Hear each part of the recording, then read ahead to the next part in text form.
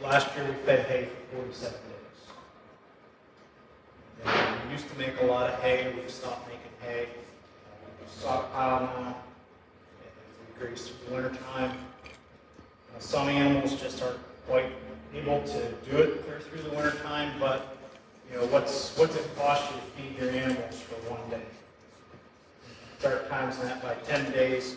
For us, it's $150 a day to feed our animals. So if I can extend the grazing season 10 days, that's $1,500 in my pocket. So, those numbers are huge. You sit down and look at it. We're running a farm as a business, not as a hobby. Oftentimes, you can still have a hobby farm and still make profit. And the profit goes with regenerative agriculture and healing the land. It just goes hand in hand. So I'm going to do about an hour in here, and then we're going to go out. I think you guys would rather have hands-on, go out there and see what's going on out there. But I want to give you kind of context of what I'm doing and my thought process, and hopefully you can adopt some of the principles we're doing on our farm. So I'm just going to try and keep the PowerPoint as short and sweet as possible. Our farm is 220 acres. We have we're grazing 145 acres, 70 acres of woods. We want to my goal is to keep the animals out there at 365. However, as well as I do, it's difficult sometimes, but I think that over 300 days is very, very achievable, and we've shown that to be possible. We manage our livestock, and it used to be it was all about the livestock, all about the cows. The only thing we had was cows. It was all about the cows. And quite honestly, we were on a train wreck. Vet was in very, very regularly. And it's pretty bad when you're on a first name basis with the vet, because it's going to cost you a bunch of money. So finally, at one point, when we were losing a bunch of money, it's like we've got to do something different. So we kind of did a total 180, and we started focusing solely on the soil. The soil is where it all begins. Our animal units, they vary greatly throughout the year. Our numbers are down right now because of the price of cattle. We usually try to run around 100 head of cattle. However, the price is so high, it's just foolish for me not to sell cattle. So our cattle numbers are low. We run hair sheep, we run mammoth donkeys and mules. The donkeys are guard animals as well as saddle animals. We sell them as break them and sell them as saddle animals. We have honeybees, our poultry, we have geese, heritage turkeys, chickens, what else? We got ducks, guineas. So we have a lot. And you're going to find that we have a very diverse farm, and that's what's making us profitable. We just had the cattle before, it just wasn't, as well as I did. The cow price is high today. A year from now, it might be in the tank, and there'd be no profit there. So for me, just to have cattle wasn't an option. And then we also run pasture hogs as well. We have 46 hogs right now. This is my son moving the cows. I moved in January this past year. We don't get a whole lot of snow anymore. We just go out and prop the fence up, and they walk underneath it. And most generally, we move cows twice a day. I did bring my sheep expert with me. My daughter here, she manages the sheep flock. She tells me she wants 120. We're running around 70 sheep right now.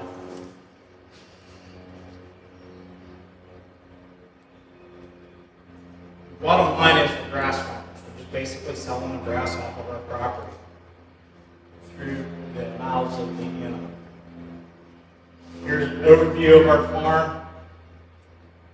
Sheep are right here. Sheep are right there. This is going from east to west. My farm's flat. Cows are right here in a sorghum sedan grass field.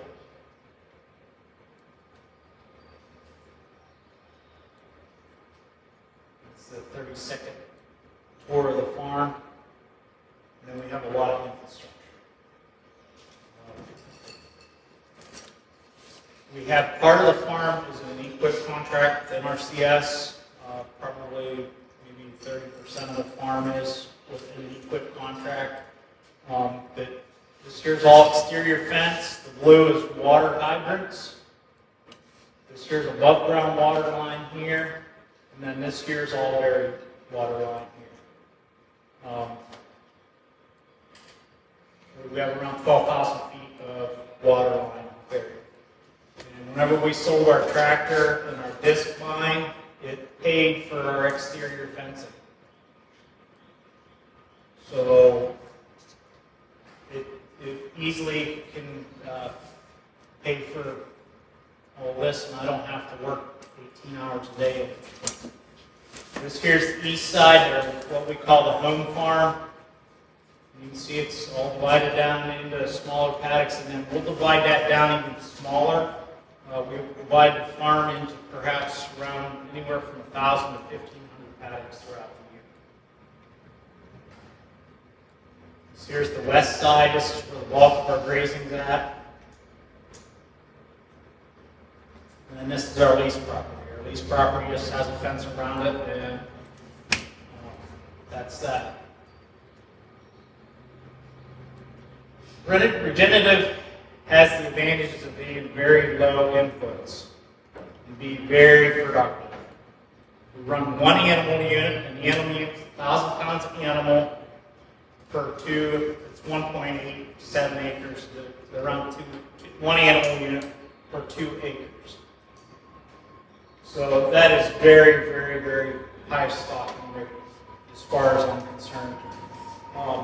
Pretty hard to get any higher than that. And being the low input, that also means our livestock. We're not worming the cows. We're not treating for sickness. Our sheep have not been wormed. They've never been. The feet have never been trimmed. We've never vaccinated, and that goes the whole way across. As soon as we started going the regenerative route, all the problems seem to go away.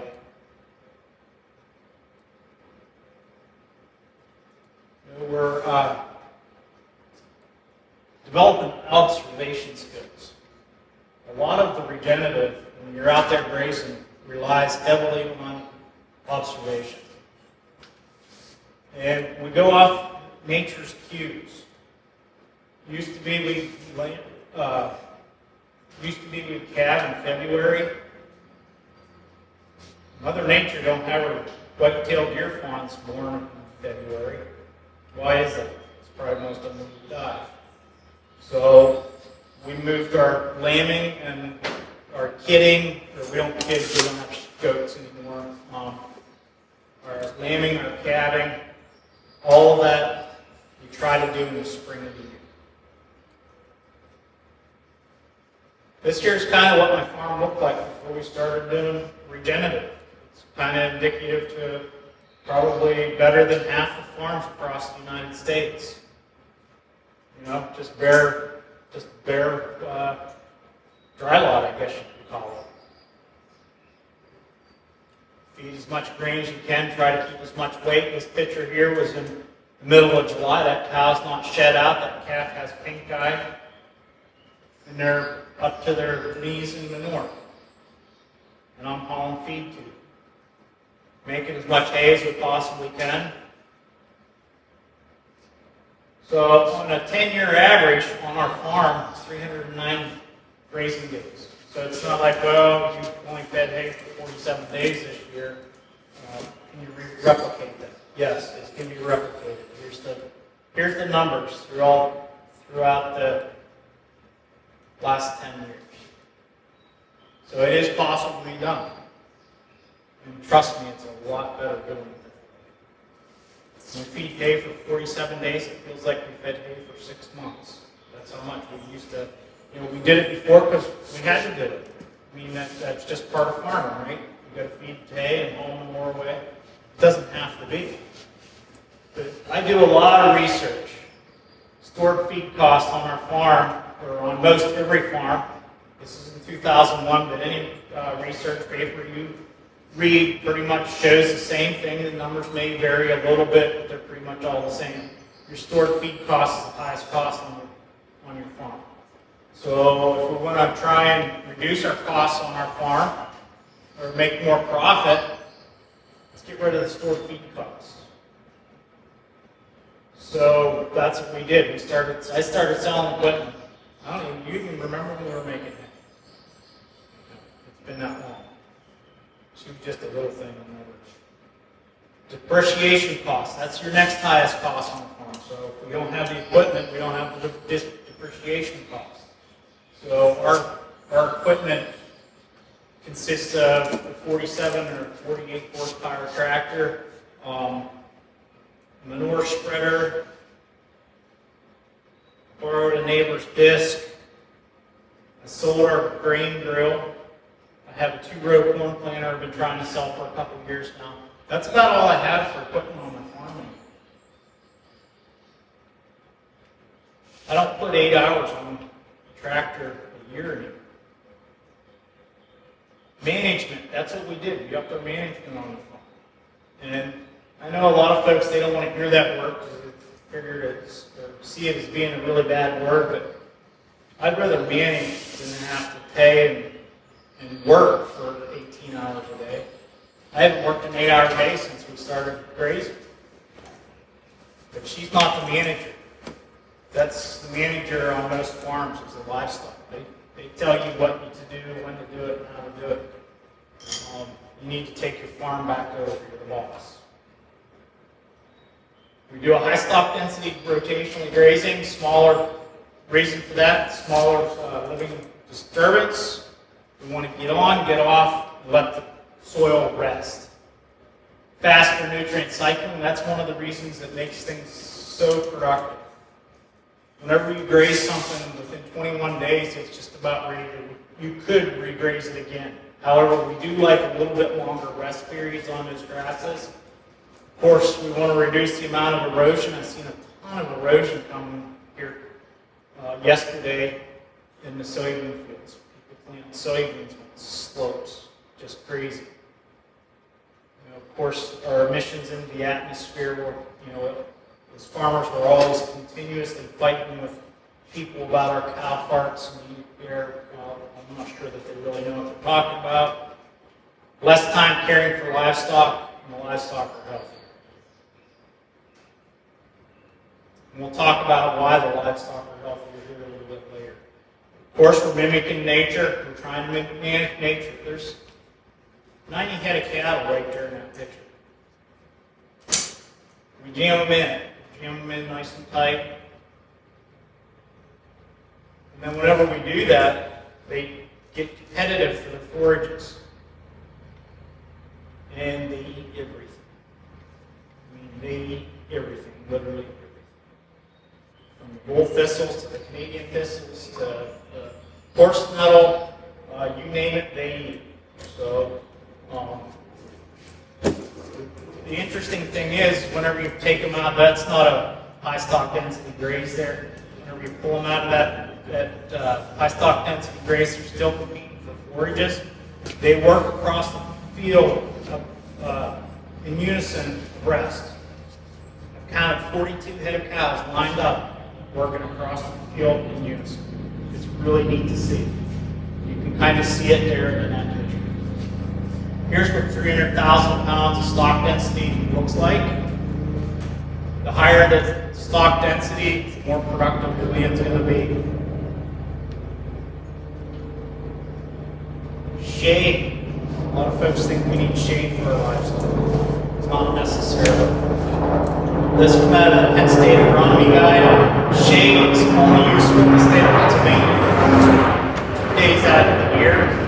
What we do to offset the shade is I'm on the farm most of the time. We'll go out and we'll count respirations. If respirations get up above 100, we'll physically take those animals to shade. Per minute?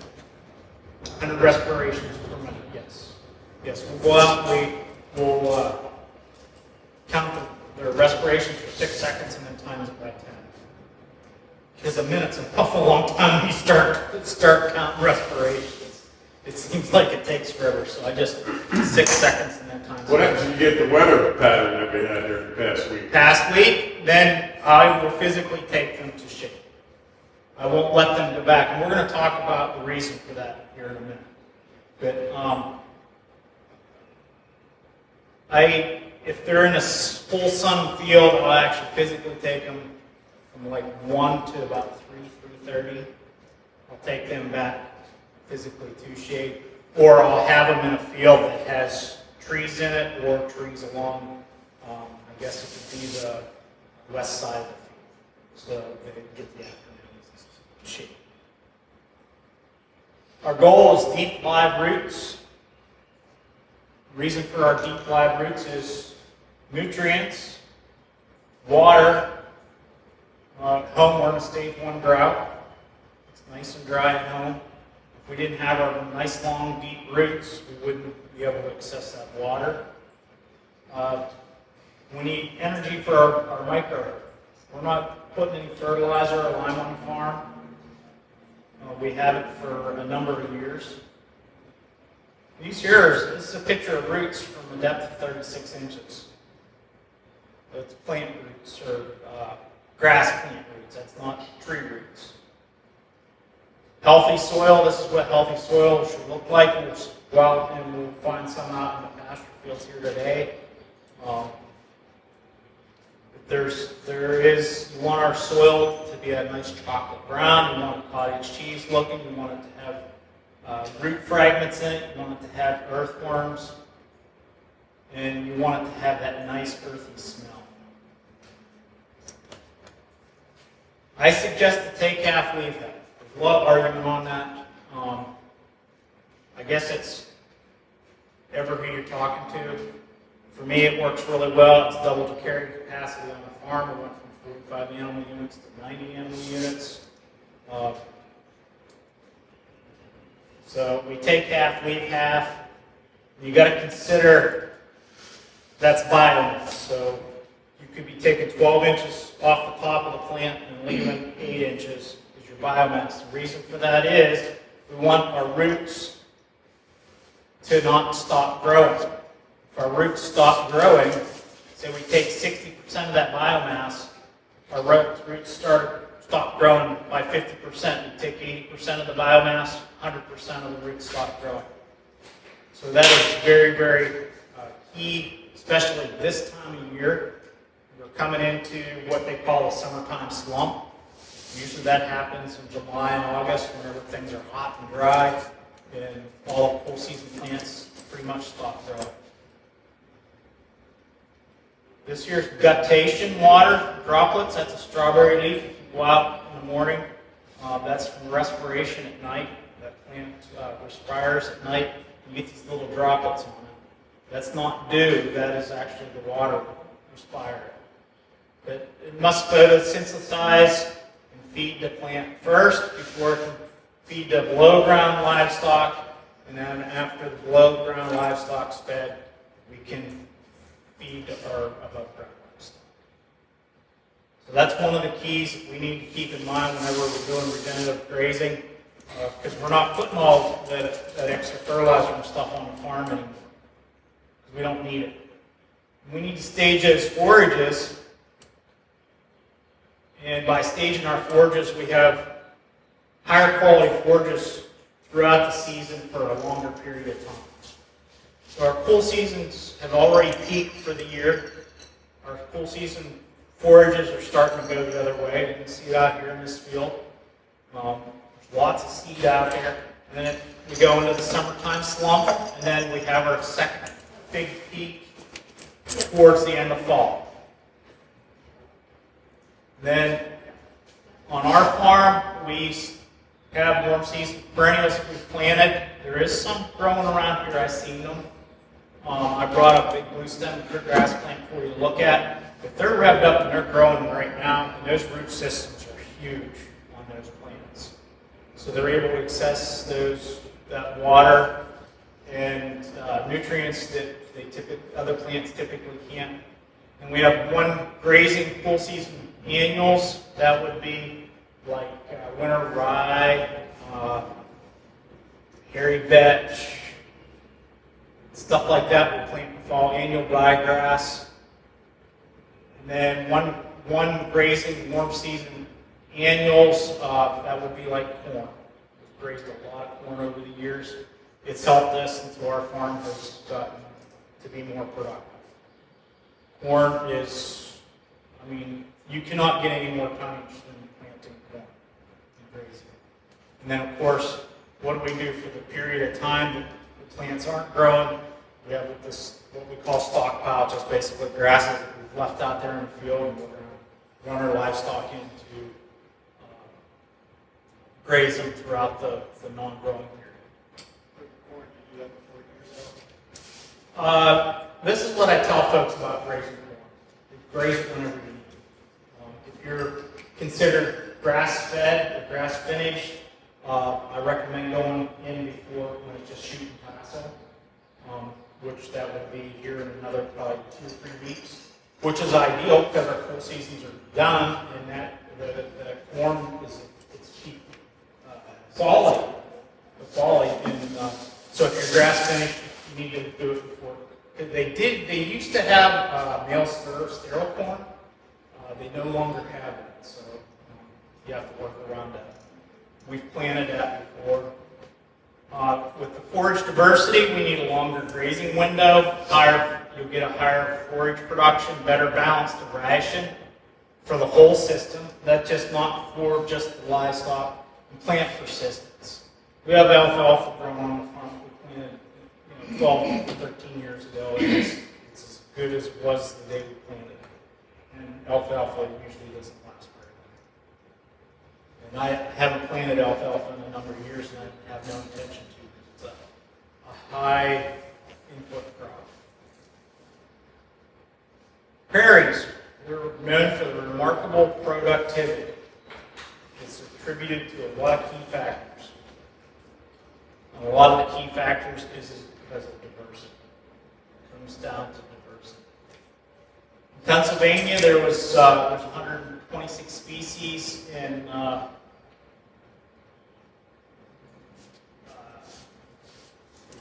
11 prairies, native prairies in Pennsylvania. The biggest one, I think, is 27 acres or something like that. It's Jennings. It's on the west side of the state. West Virginia has some native prairies, and Ohio actually has some native prairies. And I didn't look, but I'm sure that New Jersey has them as well. And it's really neat if you have an opportunity. Is there any, do you know of any native prairies in New Jersey? I'm sure there probably is, and if there is, I would recommend that you go visit one and look at the plant species that are there, because those are the plants that are adapted to your soils. And the plants that are adapted to your soils are the ones that are going to do best on your farm. If we look at root systems, all these plants have a different set of roots on them. And the natives usually have pretty deep root systems. We take a look at that little one right there, Kentucky bluegrass, that's growing on our lawn that we cut every week. It has hardly any root system on it because of the way we're managing it. A clipped pasture, if we love keep clipping our pastures, or if we continuously graze our pastures where the animals can go in there and continuously trim them off, we end up with roots that deep. And you know, which plant is going to absorb more nutrients? Naturally, the plant with the biggest roots. Which one's going to get the most water? The one with the biggest roots. So that's one of the things that we strive for on our farm. Hi, Emmy. She can walk in our field and we can lose her. We literally have canary grass, and we have grasses that are 6-7 feet tall. Here's the list of natives on the Jennings Prairie. I don't think we can read that. And then this year, I've updated this. We have 184 species that we have identified on our farm inside the fences. This is the list. I don't have the jackass plant on there yet, Christine. I was looking this morning. I identified a new one. It's called the jackass plant.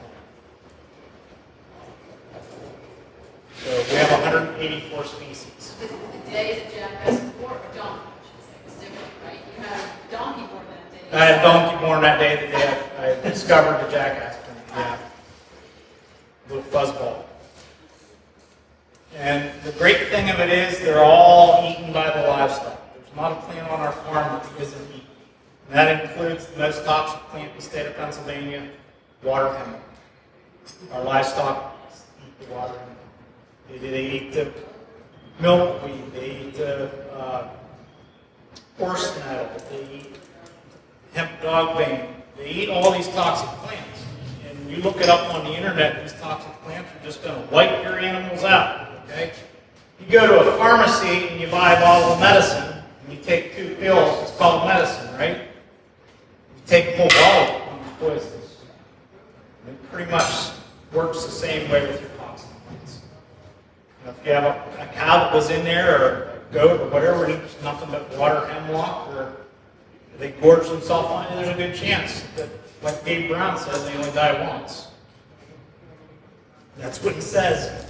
He says they only die once, but we have not lost any animals due to toxic plants. And actually, those toxic plants have nutrients in them that they actually need.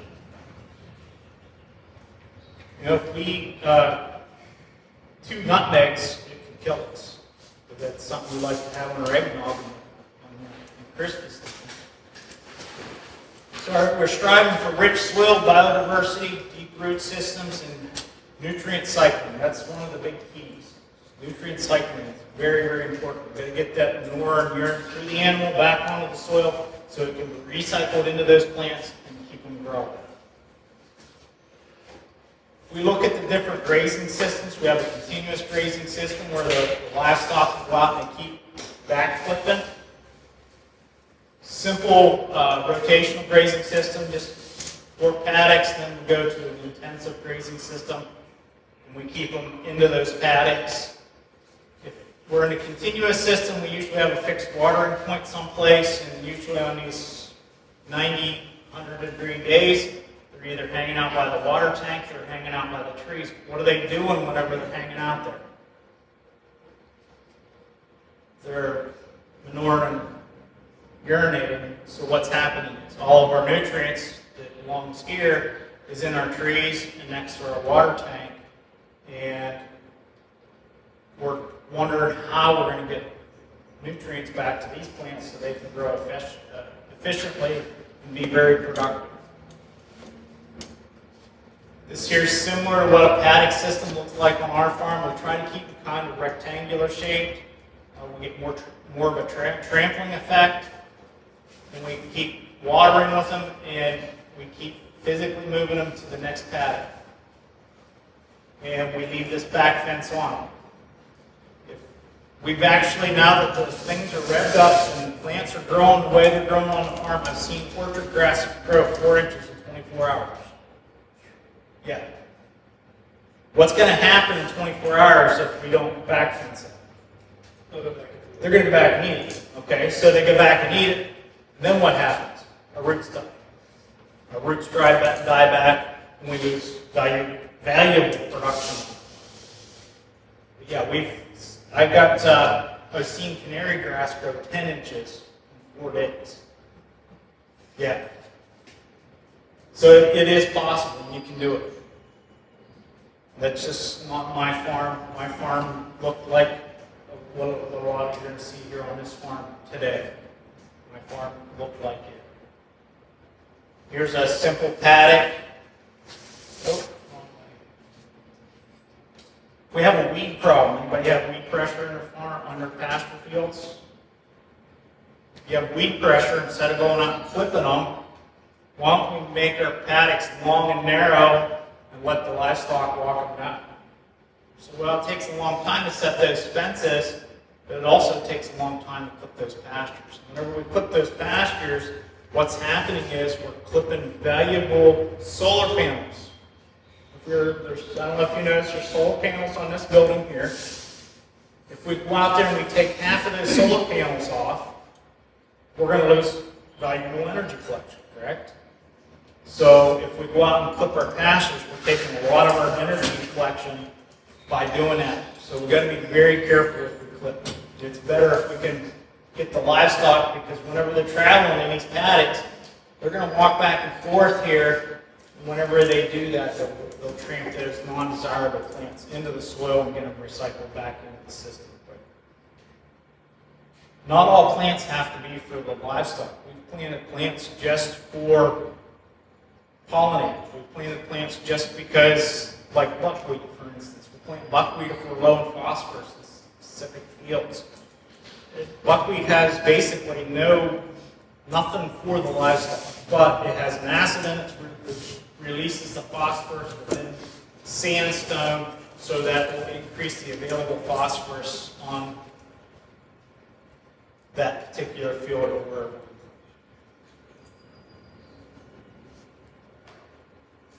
Keep moving, and whenever we keep moving, we have a better, more even manure distribution. And that's key. Innovation, one of the things that I'm known for on my farm is the things that we build, the things that we make to make life easier. We have mastered this type of fence, 4-inch fin tube insulators, put on sucker rods that cost 5 cents a foot to produce it, to make that fence. 17, that's for a single strand, 17 cents for 3 strands, and it will hold goats and sheep better than my 6-strand exterior fence. For whatever reason, I don't know. But it will hold. And these don't get knocked off. Use the screw-on insulators, a deer hits them, they usually take 5 or 6 at a time. The only thing that happens here is that post gets bent over, the straight post back up. You can use those cheap steel 3/8 posts that you get at Tractor Supply. If you look at this, this here is a 3D deer fence. I don't know why the wording didn't come up on that. That's a 3D deer fence. This here's my perimeter fence, and then there's this fence here that's 3 feet out from that, and it's 30 inches high. And what makes this effective to keep the deer out of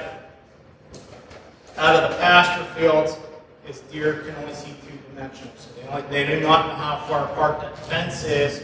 They come up and they hesitate and they get hit on. I guess there's a better picture. 36 inches out, 30 inches up. Garden, you have deer pressure on your gardens, produce, orchards.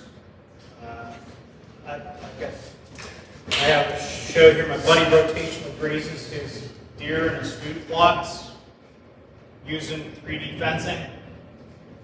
This here's his food plot. I planted this for him.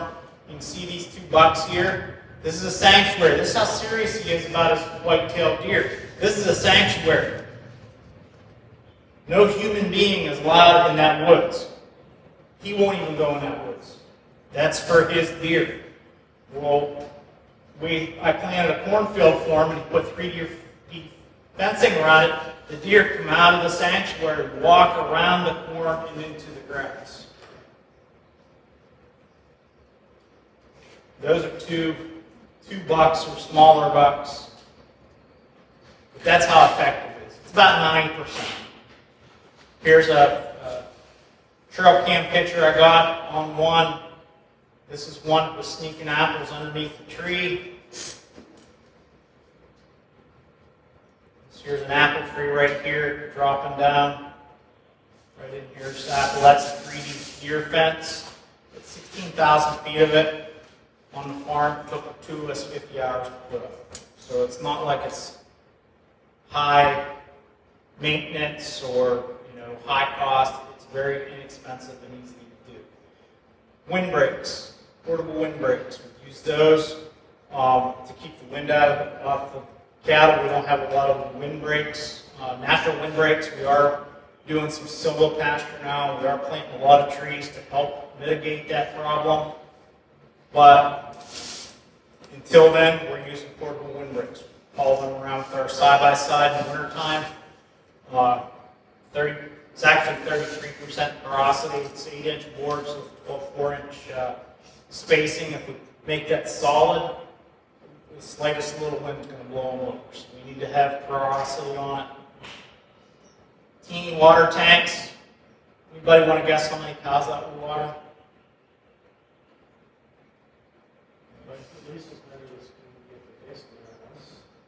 I have effectively watered 110 animal units out of that tank.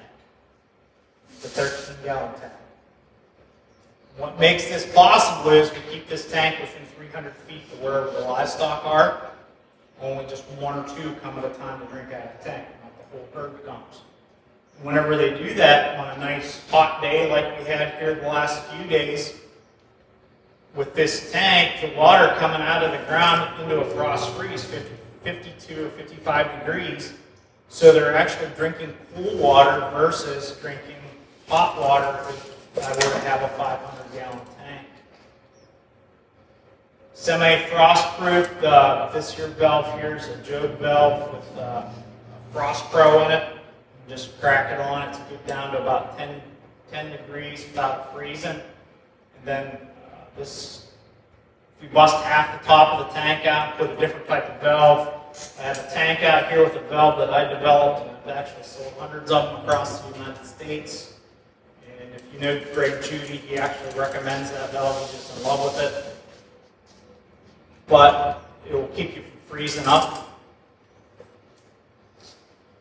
It's just a brass valve with a needle valve. I drill and tap and solder it in, and I have a video that teaches you how to build it if you want to build your own.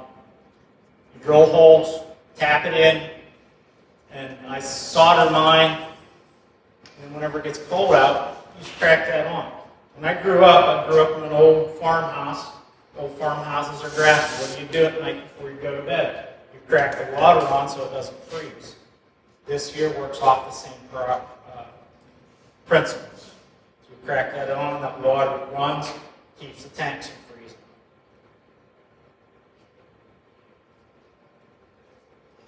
And this here's the tank that we're actually using now. I have one out here you can look at. I have a couple YouTube videos on how to build the tank. We have people from, actually I've sold valves to, I sent some to Norway here this past winter. I think we sent some to Wales as well. A lot of them went to Canada too. But they're light, easy to handle. We keep those tanks, and it makes it a lot easier to keep those tanks in with your livestock. I couldn't imagine trying to flip even a 100-gallon tank and moving it to the next paddock every time we move the cows. This here, she's been flipping water tanks since she's been 4 or 5 years old. Flipping water tanks and taking it to the next paddock. Up there's basically the setup. Put it insulated. We can go up. I had a gentleman get a hold of me this past winter and said he was just excited. It was 10 degrees out or something. He went 160 feet with that valve without any insulation. He's a little more risk taker than I am, but he was excited that his tank didn't freeze up at 160 feet. This here is a piston pump, a solar piston pump that I developed and built for my lease property. And what's one of the biggest problems on all farms? Water. The biggest problem on all farms, water. How are we going to get water to our livestock? We're going to haul water, we're going to pump water, we're going to use a pond. What are we going to do? So this here was patented in 1921. It's an old motor. It cost me about $700 to build the pressurized system. I can easily pump 1,100 gallons of water a day. The battery system stays full. Put it in a building so it's weatherproof. That sits down in the woods on my lease property. One of the drawbacks with this pump is it can only lift 34 feet.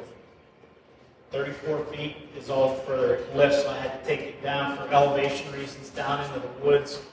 And then set the solar panels, they don't work so good in the woods, so I had to run a 250-foot cord down into the woods to my solar pump, which they told me wouldn't work, but the thing easily pumps 1,100 gallons of water a day without any problems. And it's, excuse me? What wasn't going to work about the voltage drop? Yeah, something about DC. DC does not carry well in copper. At least that's the engineer told me. You want that within just feet of wherever you're going to use it. So, the DC, but they were very proven. Overseeding pastures, I brought my seed spinner with me here. There's a lot of different ways to seed pastures. You can drill it, you can feed it minerals, you can broadcast it in front of your livestock. There's a lot of different methods. This year was actually feeding it to the livestock. You can see the cow pie, it looks like a chia pet. It's very, very effective. Sheep and goats are not so much, they actually bite and chew and kill the seed. If you want to run it through horses, donkeys, mules, cows, they bypass a lot of the seed. And it's already actually germinated pretty much by the time it comes out of the gut. Here's a broadcast seeder that I made from the front of my side-by-side, just a handy box. I was driving down the road. Some guy had a corn planter, an old junk corn planter sitting in the weeds, and I asked him if I could have his insecticide box. So off, I give him $25 for it. Put a little salt spreader motor on it, and that thing works great for broadcasting seed. You can get within a ½ ounce per acre or whatever you're trying to apply. Whatever you take out of this, absorb what you can, what is useful, discard what is not, and apply uniquely your own. And for me, when people are looking for gold, it's a good time to be in the pick and shovel business. That's how I feel whenever I'm selling livestock. My livestock, I have registered Black Angus livestock. The average weight is 1,007 pounds, and they can go out there and do it without extra inputs. Our sheep flock is carefree. They're not wormed. The hooves are not trimmed. They're not green. They get out there, they get the job done, and they thrive in the system. There's my contact information. Any questions to this point? No? Are your, regarding the worming, are those, is that done by selecting animals, or does that have something to do with management? Both. I bought them off a friend of mine.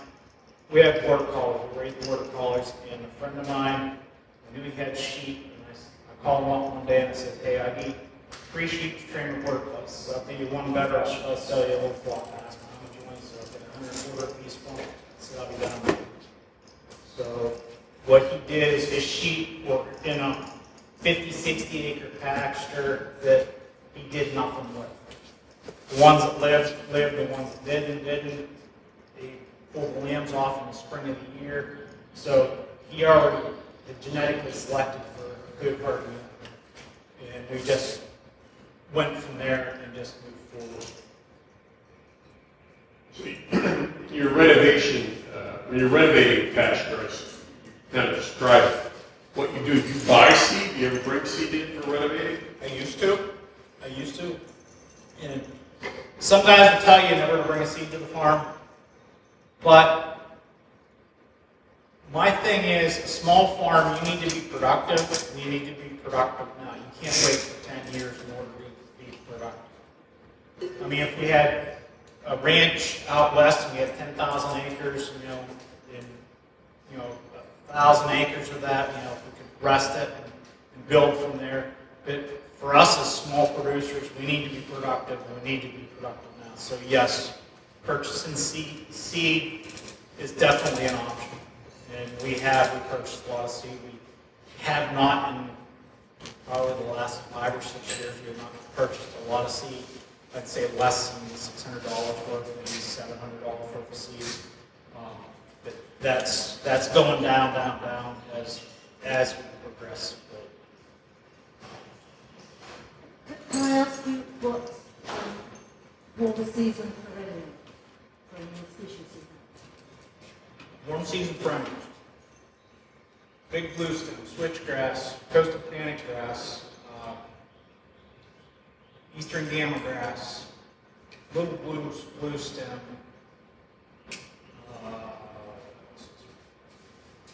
There's a few. There's a bunch. We have about all of them. And is that a separate pasture from your cool season? When we originally established those warm seasons, yes, they were, because that's the norm. That's what everybody did. You needed to establish your warm seasons separate from your cool seasons. However, now that the way we manage them, we graze the cool season in the spring of the year. We let those warm seasons come in. We graze them in the summertime, and then we'll come back in the fall of the year and graze the cool seasons back out. So they're intermixed now. So you don't have a problem with there being insufficient residual on the warm season for regeneration? No, we do not have that problem. You'll hear a lot of horror stories on the aspect of you got to spray it, you got to do this, you got to do that. Whenever the buffaloes and how these native warm seasons and stuff were established, that's how Mother Nature has meant it to be. So no, if you can mimic nature, it's not a problem.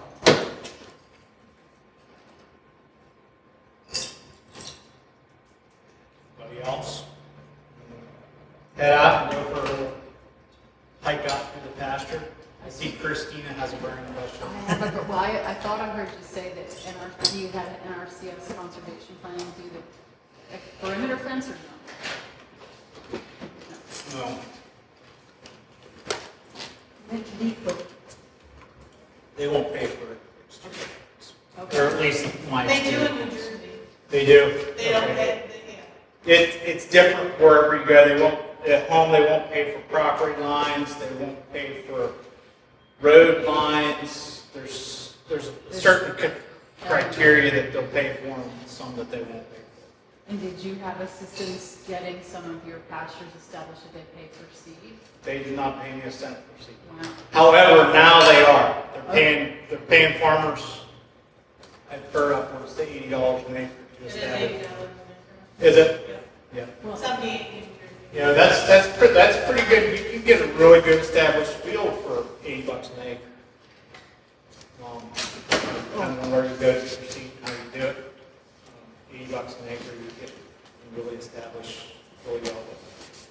Well, I have to thank you because Martha was busy with her ducks earlier, but this is Martha the farmer, and she had a list of things that NRCS wanted her to plant.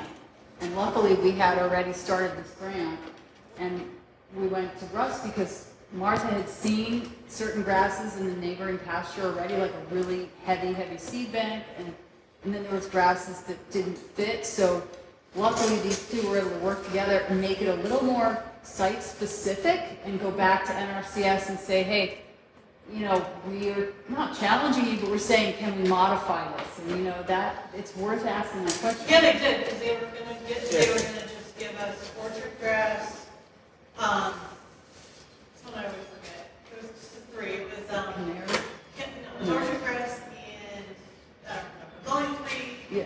The normal mix, and I said to them that I wanted to try this mix that Russ gave us, which had something like 15, and they said yes. So Yeah. I didn't expect them to say yes. Yeah, sometimes, you have to have that discussion if you're going to work with the NRCS. I guess it's more so which agent you're working with. Some agents are easy to work with, some are not. But they can be flexible. Yeah. As far as I'm concerned, a mix with three different species in it's still a mono. And that's what I ran into with the native warm season grasses. I planted big blue stem switchgrass and Indian. Which switch? I use Rock and Cave. Rock and Cave and Carthage. And I also have another one. I work with Turks Conservation Seeds that they're putting a patent on, which is called Timber. I have the timber growing on my farm as well. It's more of a biomass producing switchgrass versus quality. It's like a light blue color. It's not the dark green. It's a light blue color. It's really a neat looking plant. And they eat that. Yeah. So how far do they eat it down when you graze it? Whenever I'm grazing it, depending on what stage of growth we're in. Like I'll show you the blue stem that's out here. We're going to see here in a little bit. They'll actually pick that blue stem right to the ground if I let them. But normally our switch, excuse me? And it comes back? Oh yeah. The one that we have the most problem with is Indian grass. Indian grass is very easily grazed out. What about eastern gamma grass? That stuff is tough as nails. And what variety is that? Do you know what variety? We have peat. Yeah, that's the usual. We have peat and there's another one that we have as well, and I can't. It's an oddball. I can't remember the name of it right off the top of my head. But we have peat, and then we have another one. I swear you can't kill it. I mean, that stuff, it grows. But the problem with eastern gamma grass is getting this stuff. Establishing eastern gamma grass is really, really So difficult. how did you do that? We tried it two different ways. We had some that was chemically stratified, which would put acid on the plant or on the seed. And did you tip over winter or? No, it's eastern gamma grass and a lot of the natives need stratified. Okay, and typically with stratification is you'll soak it in water for an extended period of time, and then you put it into refrigeration.